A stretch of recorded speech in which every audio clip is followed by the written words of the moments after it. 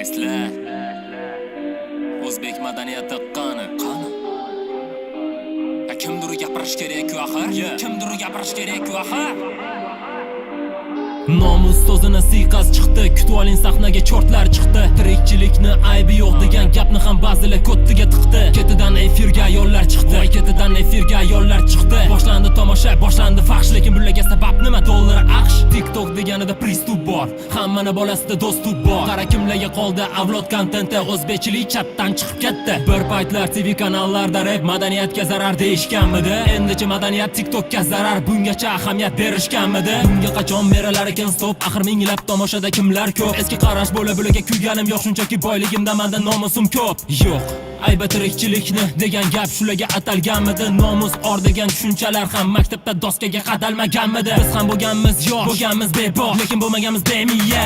Shuncha qilgan qilmishlaringdan keyin sen qamalib qolishdan qo'rq bemiya. Balabol bu haqorat emas, shunchaki insonga berilgan sifat. Ko'p gap eshakka yuk, dushman bu til bekorga aytilmagan tipa. Homo sapiens degan terminiga ozgina shoshdik, aql bermaydigan. Mayli bo'lishma eskicha qarash, hech bo'lmasa o'zbek bu deyishga yarash. Qayoqqa ketdi ajdodlar ruhi? Bir ko'rsin bugun avlodlarin duxi. Normalli shotni deb osmonga sakrashar, kerak bo'lsa ayollar bilan bachaklashar. Bos bos bos bos bos. Bunaqa holat faqat senga xos. Bu videolaringni bor otangga ko'rsatishdan oldin vasiyatingni yoz. Ilgari men ham zamon shunaqa derdi, madaniyat deyishda ko'nglimiz aynirdi, lekin progress nafsga berilishmas. Bu so'zlarni ham tushunmaysan afsus. Shayton sanlarni nimalarni qilishga undadi, nafs kuchi deb shuni aytadi.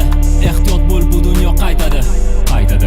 Lekin nailoj chidashga majburmiz, jamiyat deymiz, uni qalbimiz ko'rmas. Endi farzandlarga qattiqroq turaylik, yo'ldan urmasin TikTokdagi tormozlar.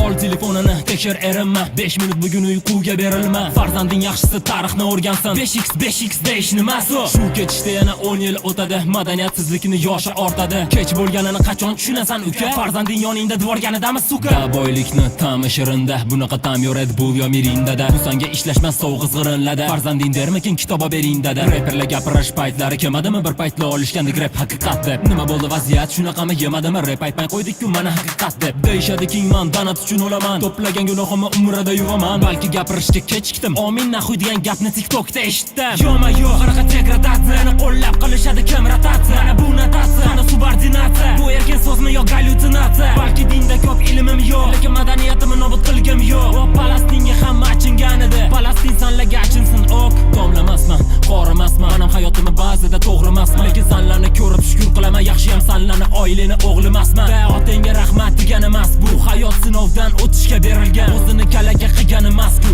Endi tushundim, zakotan maska. E'tibormi? Bularning valyutasi e'tibormi? E'tiboriga yarashib e'tibormi? Bu sharmandaliklarni e'tibormi? Uyatga qarshi branshil e'tibormi? Kim bu ayollar? Yoshlar nazarini buzib xayollari. Mas'uliyat bormi? Mingtadan ortiq odam kuzatsa, o mas'uliyat bormi? Bularda bahona kayfiyat uchun, odamlar mazza qilishlari uchun. Giyohvandlik ham kayfiyat uchun, odamlar mazza qilishlari uchun. Pul kep tursa jamiyat bilan ishing bo'lmaydi, ko'rmaganni ko'rgani qursin. Shayton nag'malari farzandimizdan narro yursin. Narro yursin. Narro yursin. Narro yursin. Narro yursin. Narro yursin. Kvadroberlar ham narro yursin. Narro yursin.